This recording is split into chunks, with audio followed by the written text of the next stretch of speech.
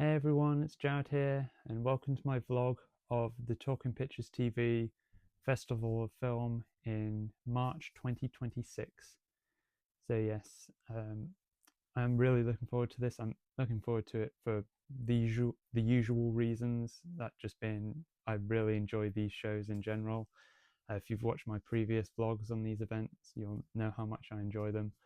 But also, if you watched my previous vlog of one of these events, you might remember that I mentioned Sarah Cronin actually offered me a part-time job of taking photos for Talking Pictures TV's social media, and she said like if I was interested, I could just email her, and I had a thought about it, and I decided that I am interested. So I emailed her, and yeah, and she was happy to do it, and that was months ago. Not too long after that previous event. But she said we'll talk about it more when it's nearer to the next show. Um, and now that it's nearer, I have emailed her about it more recently, and I've said I'm still interested in doing it, and still she's also still happy for me to be the photographer. So yeah, it seems like we're going to make this happen. And she said like we'll have like a talk on the phone. We'll have like a phone call conversation before the gig itself, which so I'll look forward to that. Yeah, it's just really cool that I get to actually have a part-time job as their photographer. Because I'm such a big fan of Talking Pictures TV, and it's just cool that she really likes my photos that I've taken. And yeah, as for the guests and acts that I'm looking forward to seeing, I'm looking forward to seeing Paula Wilcox. She was in um, Man About the House and also The Lovers with Richard Beckinsale, which I've watched some episodes of that quite recently because of her being announced at this show. Um, Caroline Munro and Tommy Cannon have new books, and I'm hoping to get signed copies from them. I have met both of them before, and I already do have autographs from them, but it will be nice to get signed copies of their new books. They're going to have Melvin Hayes there, which this will be the first time that I've seen him live at a Talking Picture show. I don't know if he's been at any of the others, but he does have a show. He does have a thing that he's done on Talking Pictures TV, the channel, called Melvin's Talking Pictures, where he gives introductions to 1930s films, and I do enjoy the introductions that he does on there. So yeah, it would be nice to see him, and it would be interesting to hear him talk about his acting career as well. We have people returning. We have Steve Hewlett, who's a ventriloquist. The last time I saw him, he performed with his puppets. This time, apparently, he's doing like a history of ventriloquism thing, which should be interesting. As for some more people who are returning, we have Lola Lamore, who she was absent from the last show. Yeah, she sings in the intervals, and yeah, it'll be nice to see her again. And also we have Andre Vincent, who does talks about comedy history. He's been absent from the last few Talking Pictures shows that I've been to, so I will definitely look forward to seeing him again. We have Robert Powell and Lee Lawson, who were both at a previous show that I went to, but they were interviewed separately. But I guess this time I read like they're going to be interviewed together, I think.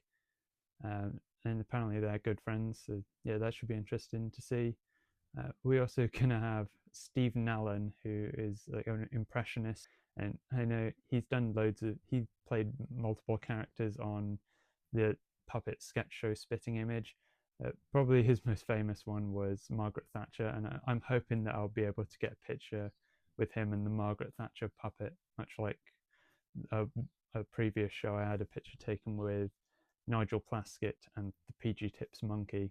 We also do have a reunion of a TV show called The Brothers, which admittedly I haven't seen.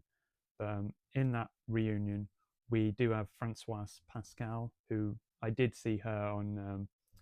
She appeared on The Cellar Club with Caroline Munro, and it was when they were doing an introduction to a movie, Burke and Hare, which she was in, which Francoise Pascal was in. I mean, um, and also in that reunion, they have Colin Baker. Yes, he was the sixth Doctor in Doctor Who. Yeah, I think that's right. And I did actually see him live recently. I saw him in the live radio play of A Christmas Carol where he played Scrooge. And yeah, I thought he was really good in that. So now I'll probably cut to either like the place that I'm staying at or something at the event. Um, so yeah, hope you enjoy the rest of this vlog, guys. So this is the bedroom that I chose to sleep in the apartment that I was staying at. Um, as you can see, there's not that much to it, but it was quite a nice, cozy place to be staying at for the weekend. And here's something quite unusual. There are two trees that are partially growing in the road.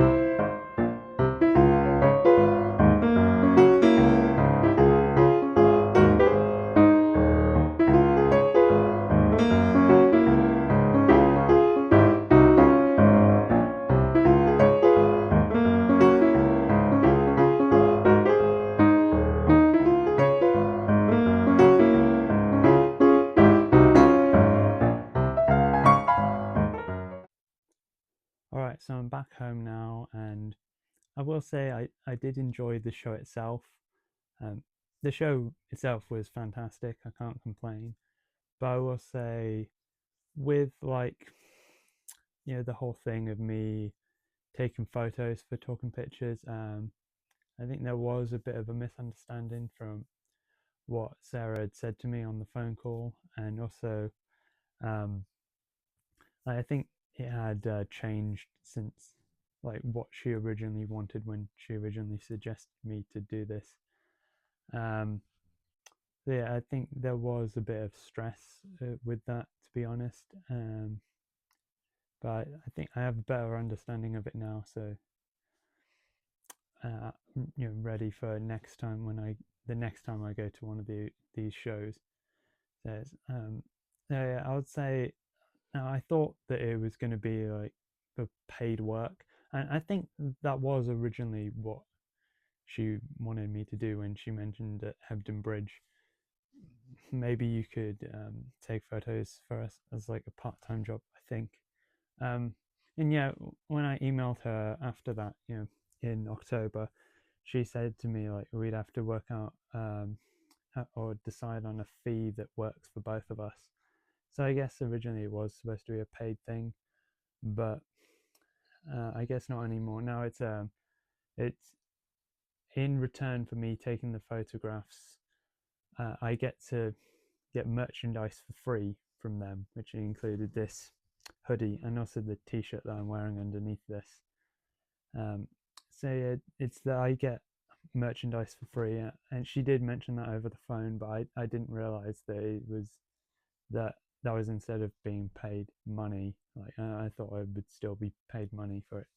Yeah. not to sound, I don't want to sound like greedy or anything, but it's just, that was what I was expecting, and that's what I thought.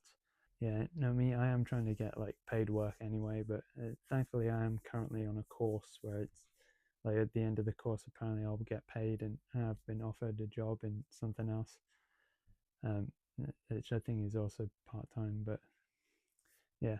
And also, I didn't realize at first, like, what exactly it is that I'm allowed to get for free. Um, yeah, and she said like I could just tell her what I want, and I was thinking like I just have to tell her in person, go up to her, and yeah, I didn't see her that much. I mean, she did walk around. Well, she was mostly like on stage or like backstage. Um, yeah, she was like talking to other people sometimes, and I did see her then. But yeah, not that much. I mean, she does have. She has been having a problem with her vision recently, which I might have mentioned in the first part of this vlog. Um, so yeah, I thought I would have to go to her directly and ask, but apparently I've been told, I can WhatsApp her. And I should mention I was put in a WhatsApp group with some other people who also shared images. So yeah, it's me and the other people in that WhatsApp group shared images for them to use on their social media, and also uh, we put in like quotes from the people who are being interviewed on stage, and yeah, they'd use those quotes in like the Facebook posts and stuff. And yeah, and those pictures that I posted shared in the WhatsApp group, those are the only the pictures that I took of people on stage. I did, of course, also have photos taken with the guests, but I kept those, personal. They're just for me. Um, Although, I'm sharing them publicly on YouTube now, but you know what I mean.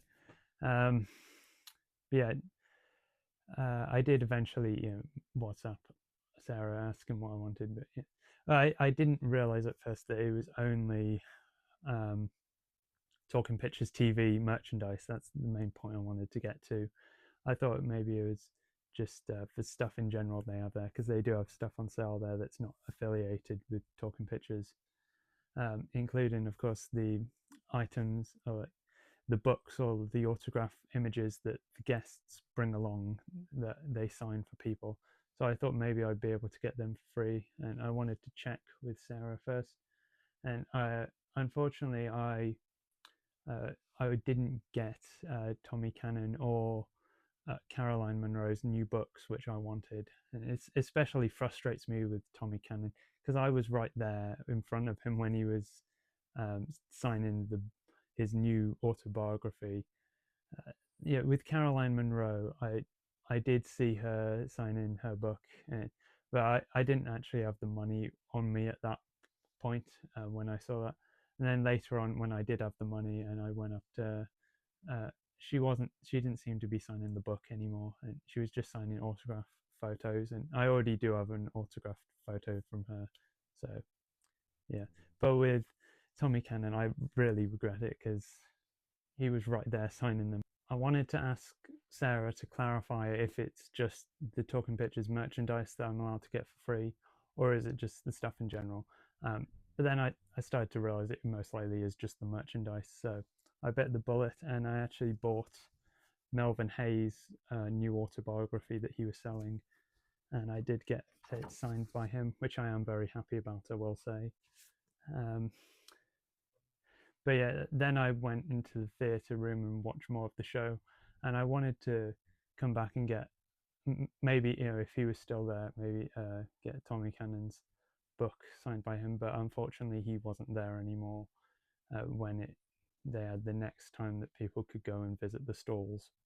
So then eventually on the second day, I did WhatsApp Sarah saying that I wanted the T-shirt and the hoodie, and yeah, I was able to get those for free.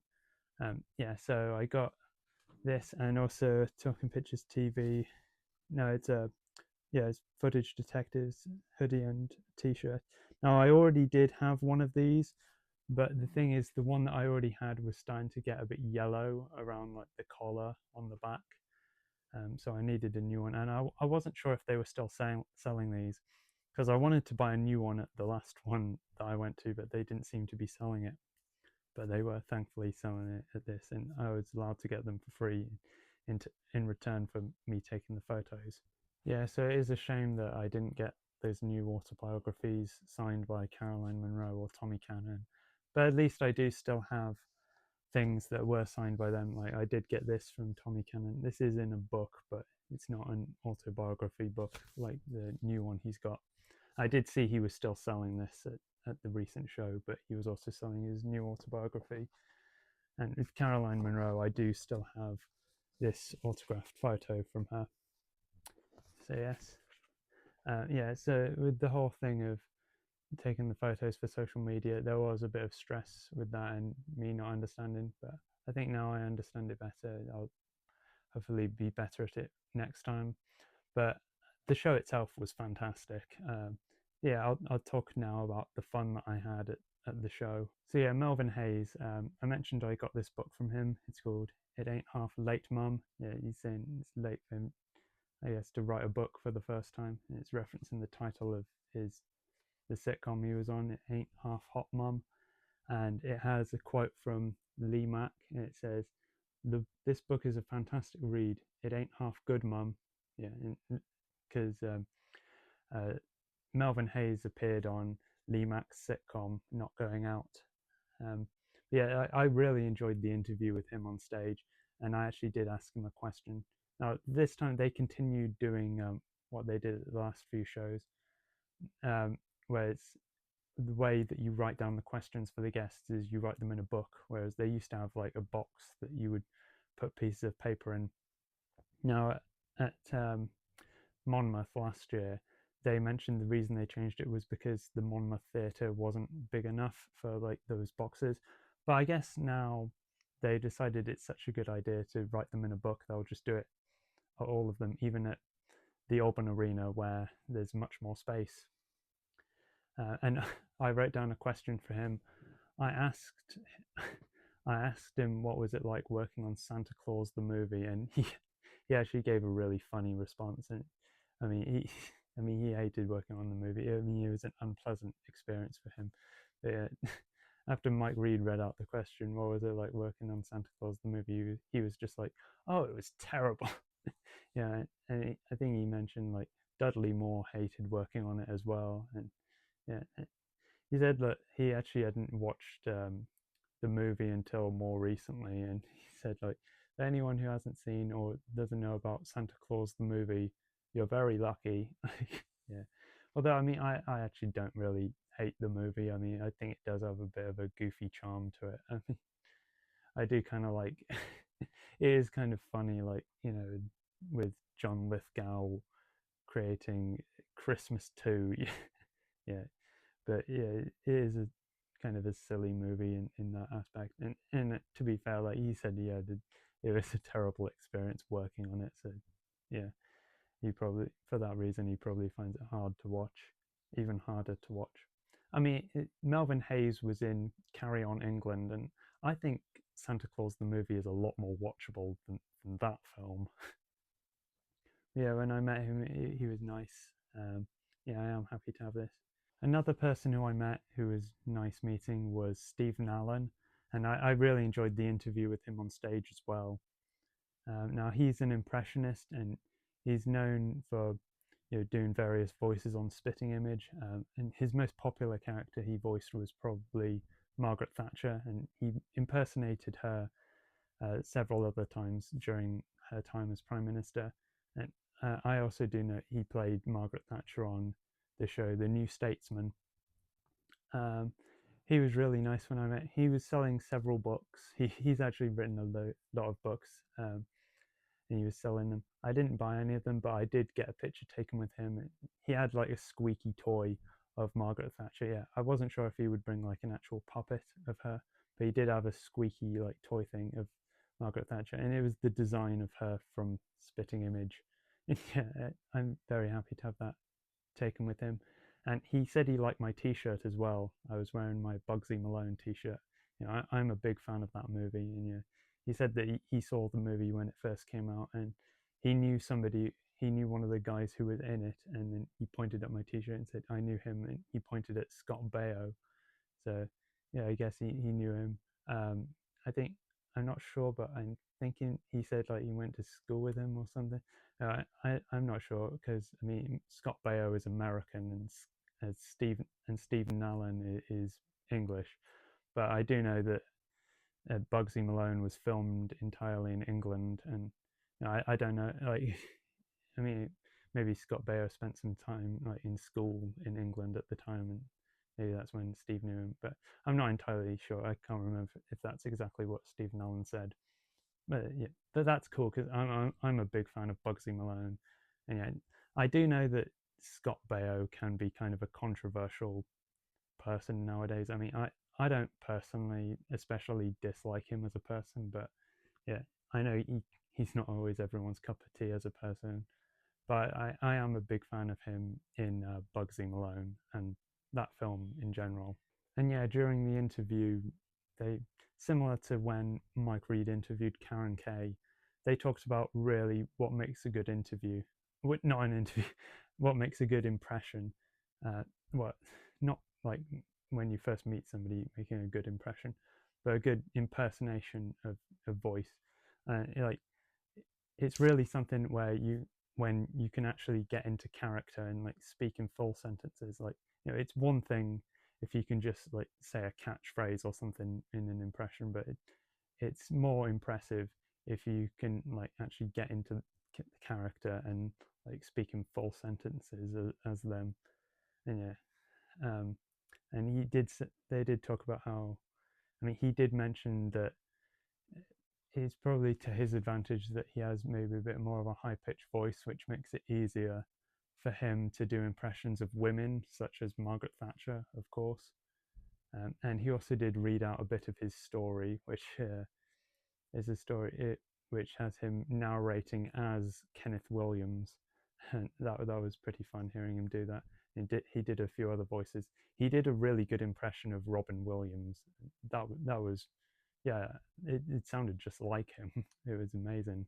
It was nice seeing Lola Lamore and Andre Vincent again because they're regulars, but um, Lola was absent from the last one that I went to, and Andre has been absent from the last few that I've been to.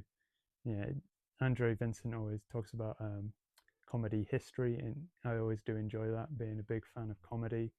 This time he talked about the history of the warm up and like not and not just like warm-ups for comedy shows, but like yeah, they've done warm-ups for very interesting things. Like the most you know, interesting and maybe bizarre thing that he talked about was they used to apparently have warm-ups before like executions. Yeah, like wow, that's yeah, interesting to say the least. um, then on the second day he did a presentation about the history of slapstick, which I enjoyed since I'm a big fan of slapstick comedy. Two people in particular that he talked about in the slapstick presentation that I was happy that he mentioned were Jacques Tati, because I'm particularly a big fan of his films, and also Roscoe Fatty Arbuckle, because I just recently picked up this box set. So yeah, and I've watched through some of them. Yeah, they are pretty funny. And he did show a clip from one of his films, which was funny. The clip was.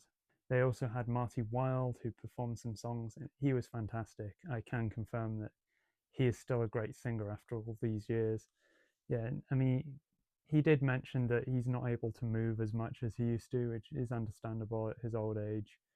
He wasn't as physically active as was when he was younger, but his singing was fantastic. I really enjoyed it, and he was interviewed by Mike Reed after, and of course he also talked about how his daughter is the singer Kim Wilde, um, and they talked about. I think he said like he wrote um, her song "Kids in America." Yeah, and that was interesting to hear about. He said that he actually really likes the synth sound, which is what his daughter sang, and he said it might seem unusual that like a rockabilly singer like him would like that sort of would be into that sort of new music. There's a lot more modern in the by 80s, but yeah. Yeah, it was nice to hear him talk about that, and I do like that song as well by his daughter. They did have a woman named Katie Lewis who did tap dancing. She was quite good. They also had these like showgirls who came on and danced. Like, yeah, I enjoyed that as well. As I did take a video of, they had a disco ball, like, and that was shown various times. I think, like, mainly when people were performing songs. But I noticed it this time. I just thought it was really cool, so that's why I took the video of it. Um, but yeah, that they had that ball going when the tap dancer, when Katie Lewis was tap dancing, and when they had the showgirls on.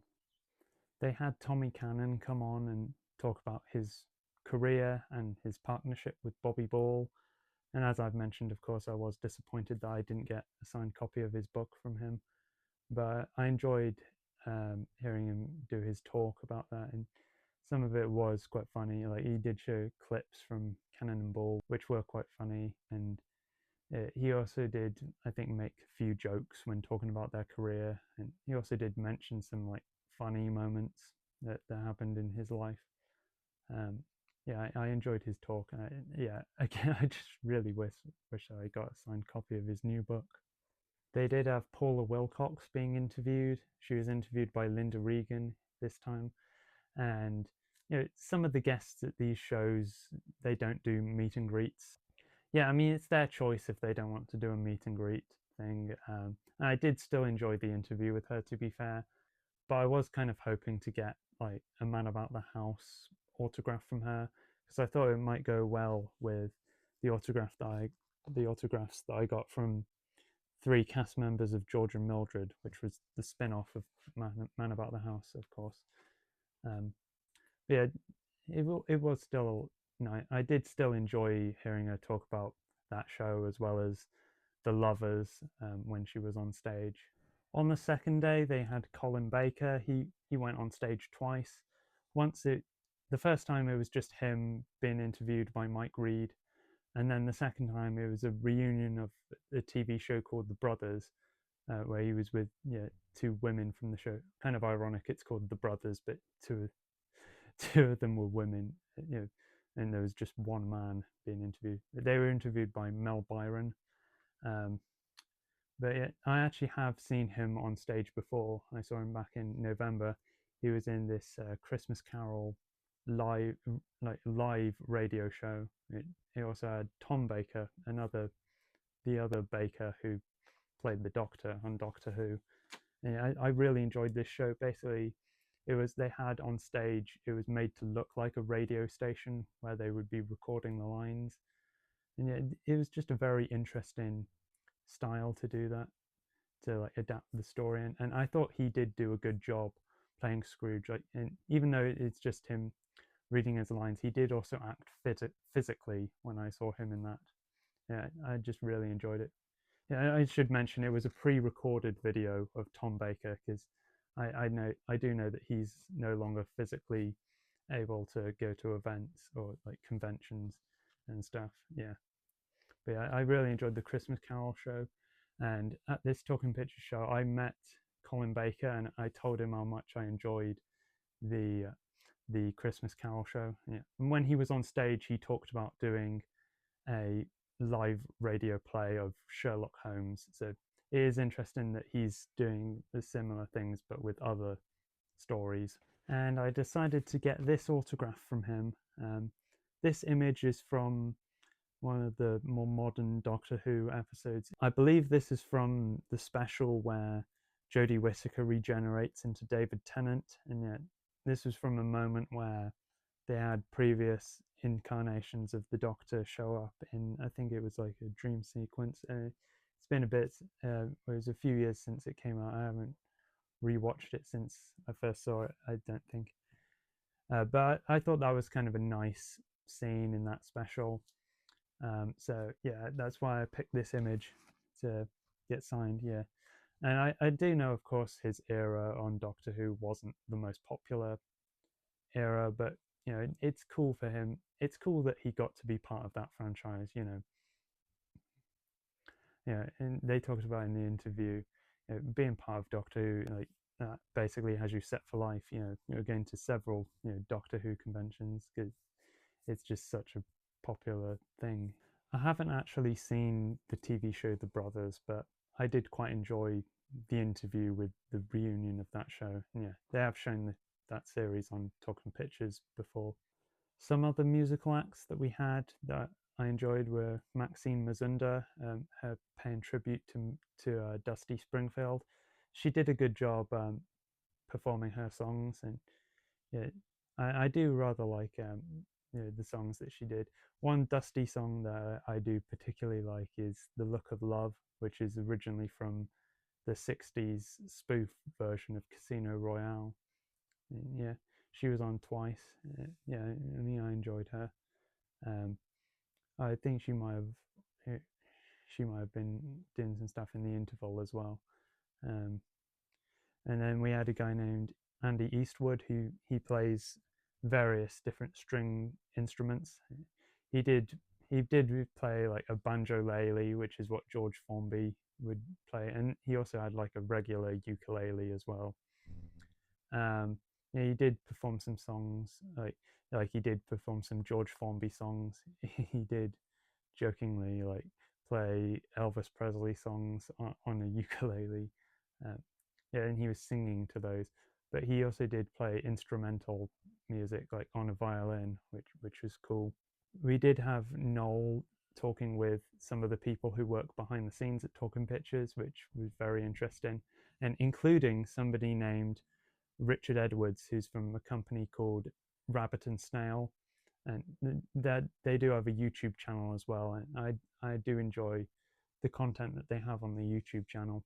But the thing is, the Rabbit and Snail YouTube channel actually has commented on my videos before. Yeah, they commented on a video that I made about Talking Pictures TV, and they also commented on a video of my Blu-ray and DVD collection. And I'm guessing maybe it was Richard, the main guy, who maybe he's the one who commented on those videos. But that's really cool that he's seen my videos.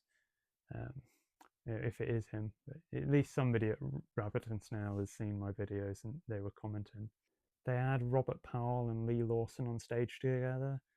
Now, the two of them are close friends, and I had seen both of them at the same event before, but not together. And they said that, interestingly, even though they're longtime friends, they've actually never worked together before. And they said this is probably the first time we've ever been on stage together. Yeah, they were interviewed, and they also read out some poems. I do remember Lee Lawson reading out poems last time, and I enjoyed that as well. Yeah, I enjoyed hearing both of them read out the poems. We had Steve Hewlett talking about the history of ventriloquism. I had seen him at a show before, a Talking Picture show, where he was performing with his dummies. But this time he didn't actually have the dummies with him. He just talked about the history of ventriloquism. Apparently, he's putting together a new book, and it's the stuff that he was shown in the presentation is going to be in his new book. And it was quite interesting. He does know his stuff about the history of ventriloquism. So, yeah, um, yeah, it was certainly interesting to hear. And at the very end of the day, they actually had a screening of a rare, like, short film of the Goons from the Goon Show performing. I guess it was a later, like, short film of them because it had John Cleese on it, who would have been influenced a lot by them. Monty Python would have been influenced a lot by them. And yet they actually had Spike Milligan's daughter there to introduce it, as well as somebody from the Goon Preservation Society. Maybe it was the person who was there at the Hebden Bridge show. I'm not sure if it was the same person, but they did have somebody from that society at Hebden Bridge before. Yeah, I did quite enjoy the short film. It was nice, and they did have John Cleese in that short film, and they did also show a before that like a rare short film starring Monty Python. I think that was made to promote something. And that was quite funny, I have to say. Yeah, I did find that short film quite funny. On both days, they had a footage detectives quiz, and I guess it was meant to be an homage to the show Pop Quiz, which Mike Reed used to host. I do remember at a show a while ago they mentioned like we should do a Talking Pictures TV version of Pop Quiz. So yeah, I guess that's this. The people from the audience got to participate apparently earlier. They got to like write their name down if they wanted to be a part of it, and then later their name would be read out, and then they would be able to go on stage and join them. um, but what was funny though is on the second day, one of the names that was read out that was going to be on Noel's team was somebody called Cliff Burneyton. And at first it didn't quite click with me, but Cliff Burneyton is actually Bernie Clifton, and he was dressed like how I am now, wearing the new hoodie and also the cap. It was just that was just really funny. Cliff Burneyton. It's funny that I just didn't figure it out at first. But yeah, and yeah, he did perform as well, and he was very funny like he usually is. And they also did have a celebration 1 month in advance for his 90th birthday. Yes, he's going to be turning 90 in a month from yesterday, as of me recording it, on a month from the second day of that event. Yeah. Um, Wikipedia and IMDb claim that his birthday is the 30th of April, but Bernie himself always claims that it's the 22nd. Like that's what he says in his autobiography. That's what it says on his Facebook page. And when I've seen him live at this show, he said that his birthday is the 22nd. So, I mean, I'm more willing to believe him than Wikipedia or IMDb, you know. So yeah, overall, I did enjoy it in the end. As I said, I did have some stress with the whole photo thing, but I think now that I understand it better, I'll probably handle it better. Like if I do it at the next show, the next Talking Pictures show I go to. Yeah, I mean, I have nothing against Sarah. Uh, I mean, I have no problem with Sarah. She's always been nice to me, and the event itself was absolutely fantastic, like it always is. So yeah, I hope you enjoyed this vlog, guys. You could tell me in the comments if you're familiar with any of the people who I talked about here, if you're fans of them, if you're impressed that I got to see them or meet them. And yeah, thanks for watching, everyone, and stay tuned for whenever my next video will be. So yeah, see ya. Bye.